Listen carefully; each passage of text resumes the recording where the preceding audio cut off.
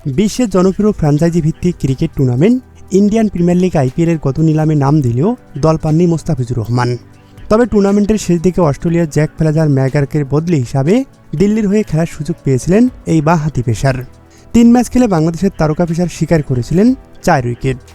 Indian premier league আইপিএলের গত আসরের আগে মক অকশনের আয়োজন করেছিলেন রবিচন্দ্রন আশ্বিন।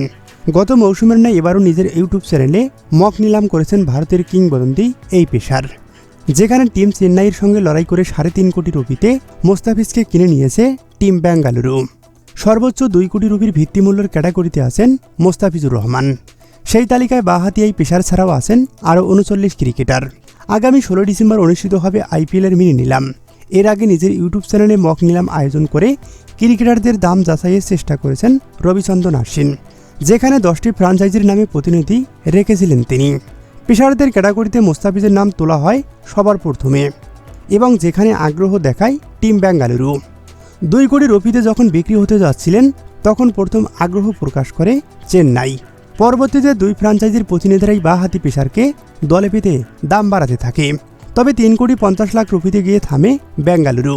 চেন্নাই আর আগ্রহ না দেখালে বেঙ্গালুরু তাকে কিনে নেয়। মক নিলামে দল পেলেও সত্যিকারের মিনি নিলামে দল পাবেন কিনা সেটা এখনও নিশ্চিত নয়।